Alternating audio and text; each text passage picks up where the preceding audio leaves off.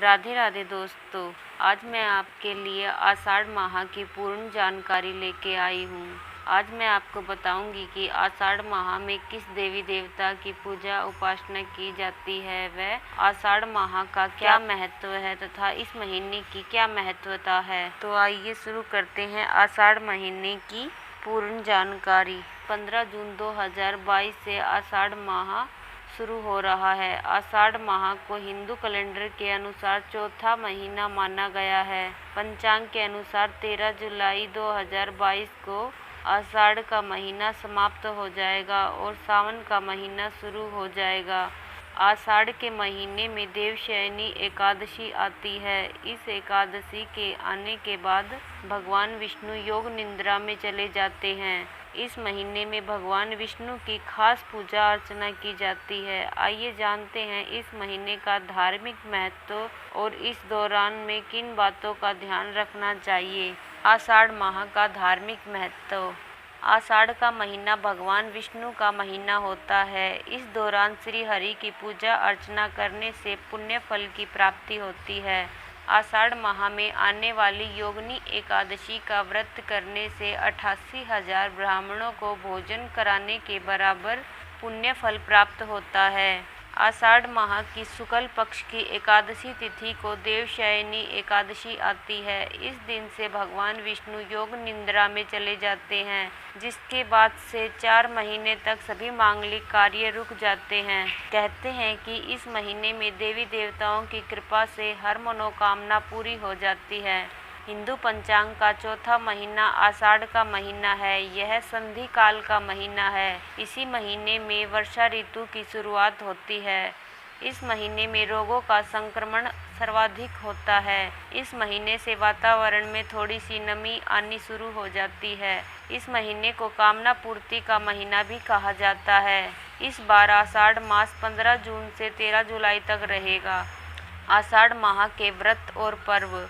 कहते हैं कि पूजा उपासना से हर कष्ट से मुक्ति मिल सकती है। सच्चे मन और पूर्ण श्रद्धा से अगर जप तप किया जाए तो सभी मनोकामनाओं की पूर्ति हो सकती है। आषाढ़ माह में कौन कौन से व्रत और पर्व आते हैं, चलिए अब आपको ये बताते हैं। आषाढ़ मास के पहले दिन खड़ाऊ, छाता, नमक और आंवले का दान किसी ब्राह्मण को करें। इस महीने में श्री जगन्नाथ जी की रथ यात्रा भी निकाली जाती है। इस महीने में सूर्य और देवी की भी उपासना की जाती है। आषाढ़ महीने में तंत्र और शक्ति उपासना के लिए गुप्त नवरात्रि भी मनाई जाती है। इसी महीने में श्री हरि विष्णु शयन के लिए चले जाते हैं। अगले 4 माह तक शुभ कार्यों की वर्जना रहती है।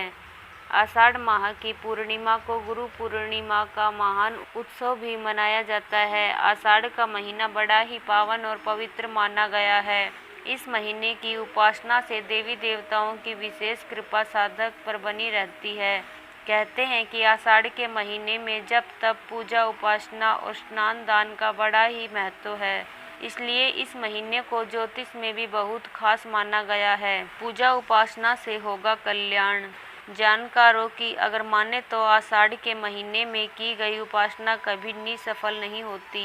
लेकिन सवाल ये है कि आषाढ़ के महीने में किन देवी देवताओं की उपासना मंगलकारी होती है। तो चलिए आपको भी बता देते हैं। आषाढ़ के महीने में सबसे ज़्यादा फलदायी उपासना गुरु की होती है। आषाढ़ में देवी की उपासना भी शुभ फल देती है। श्री हरि विष्णु की उपासना से भी संतान प्राप्ति का वरदान मिलता है। आषाढ़ में जल देव की उपासना से धन की प्राप्ति सरल हो जाती है।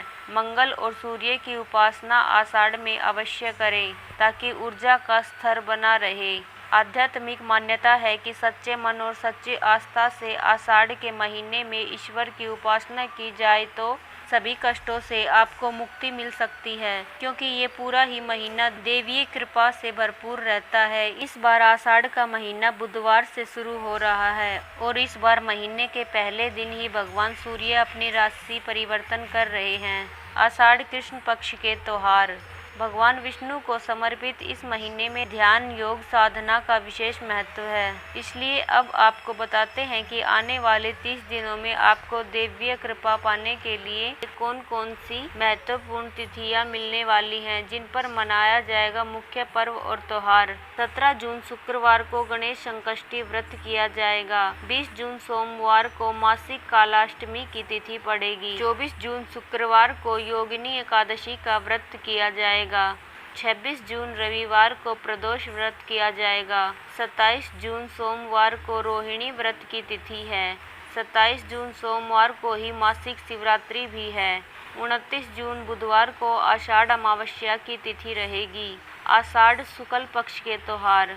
आषाढ़ के कृष्ण पक्ष की तिथियों के बाद ही आषाढ़ के शुक्ल पक्ष की प्रतिपदा से ही माता दुर्गा की उपासना का गुप्त नवरात्र शुरू होगा। गुप्त नवरात्र को सिद्धियां प्राप्त करने के लिए उपासना का सबसे उत्तम समय माना गया है। हिंदू कैलेंडर में साल में जागृत नवरात्र और 2 गुप्त नवरात्रों में माँ दुर्गा की उपासना का विधान बताया गया है। 30 जून गुरुवार को गुप्त नवरात्र प्रतिपदा पर घट स्थापना होगी। 1 जुलाई शुक्रवार को जगन्नाथ रथ यात्रा निकाली जाएगी। 9 जुलाई को गौरी व्रत किया जाएगा। 10 जुलाई रविवार को देवशयनी एकादशी व्रत किया जाएगा। 11 जुलाई सोमवार को सोम प्रदोष व्रत होगा। 13 जुलाई बुधवार को गुरु पूर्णिमा मनाई जाएगी। आषाढ़ महीने की महिमा बताते हुए धर्मशास्त्र इस माह को कामना पूर्ति का माह कहते हैं, क्योंकि इस महीने में भगवान शिव के साथ साथ भगवान सूर्य, भगवान शिव के साथ साथ गुरु का भी सानिध्य मिलता है और इसी महीने में देव 4 महीने के शयन के लिए चले जाते हैं। ऐसे में देवों के शयन से पहले उनसे वरदान पाने का ये सबसे अहम पड़ाव होता है। आषाढ़ के महीने में अपने शरीर का भी कुछ अधिक ही ध्यान रखना पड़ता है। स्वच्छ जल ही पिए। आषाढ़ माह में पौराणिक मान्यता के अनुसार इस माह में जल में जंतुओं की उत्पत्ति बढ़ जाती है, अतः इस माह में जल की स्वच्छता का विशेष ध्यान रखना चाहिए। सेहत का रखे ध्यान। आषाढ़ माह में पाचन क्रिया भी मंद पड़ जाती है, अतः इस माह में सेहत का विशेष ध्यान रखना चाहिए। इस मास ही नहीं बल्कि अगले 3 माह तक सेहत का ध्यान रखना चाहिए। इस महीने में जल युक्त फल खाने चाहिए। आषाढ़ में बेल बिल्कुल भी न खाएं। इस माह में देव सो जाते हैं। इसी माह में देवशयनी या हरिशयनी एकादशी होती है। इसी दिन से सभी तरह के मांगलिक और शुभ कार्य बंद हो जाते हैं। चतुर्मास का माह आषाढ़ माह से ही प्रारंभ हो जाता है। चातुर्मास 4 महीने की अवधि है,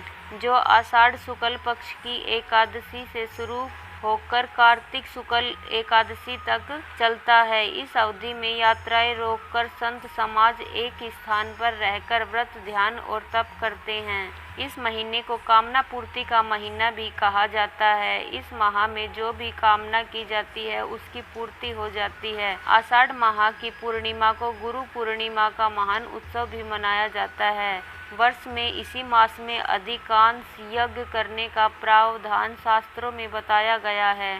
दोस्तों, इस माह में आप भगवान श्री हरि विष्णु और भगवान शिव की पूजा करके उनकी कृपा प्राप्त कर सकते हैं। तो दोस्तों, ये थी आषाढ़ माह की पूरी जानकारी। आपको कैसी लगी कमेंट में लिखकर ज़रूर बताइए। अगर आपको वीडियो पसंद आई हो तो मेरे चैनल को सब्सक्राइब कर लें, ताकि आपको आने वाली हर वीडियो की नोटिफिकेशन मिल जाए। धन्यवाद दोस्तों वीडियो देखने के लिए।